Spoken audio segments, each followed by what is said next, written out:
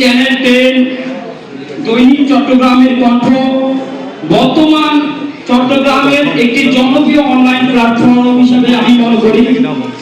চট্টগ্রামের যেই সাদা সাংবাদিকতা, যে চট্টগ্রামের যে সত্যকে সত্য বলা, মিথ্যাকে মিথ্যা বলা, এই চট্টগ্রামের মধ্যে অনলাইন প্ল্যাটফর্মের মধ্যে যিনি জনপ্রিয়তা অর্জন করেছে চ্যানেল 10 দৈনিক চট্টগ্রামের কণ্ঠ, আমরা এমআর টিভির পক্ষ থেকে আরো দীর্ঘ আয়ু কামনা করি।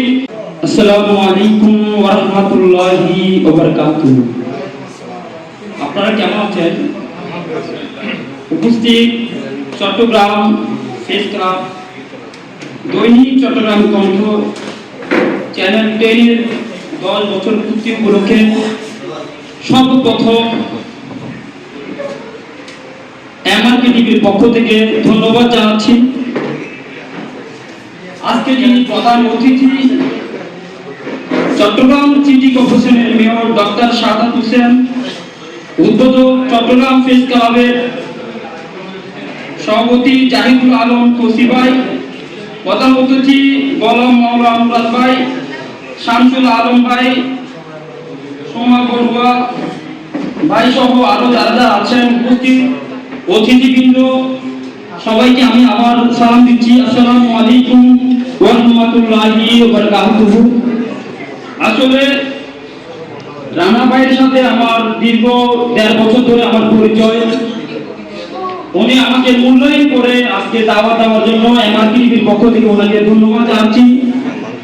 সাথে সাথে এই চ্যানেল 10 দৈনিক চট্টগ্রামের কণ্ঠ বর্তমান চট্টগ্রামের একটি জনপ্রিয় অনলাইন প্ল্যাটফর্ম হিসেবে আমি মনে করি।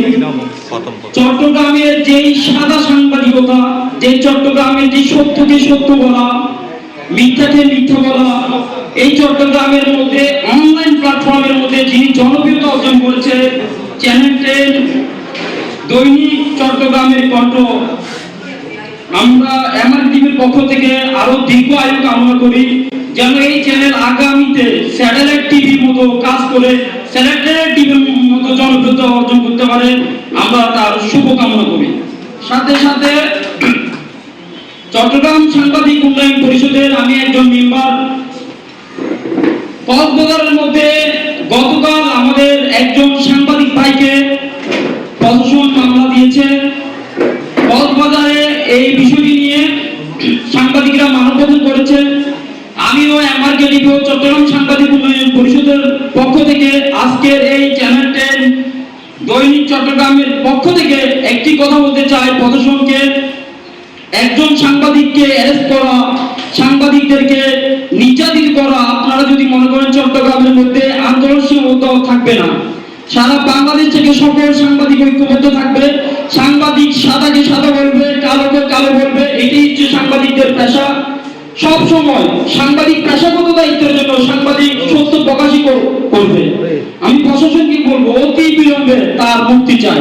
আসসালামু আলাইকুম ওয়া রাহমাতুল্লাহি ওয়া বারাকাতুহু।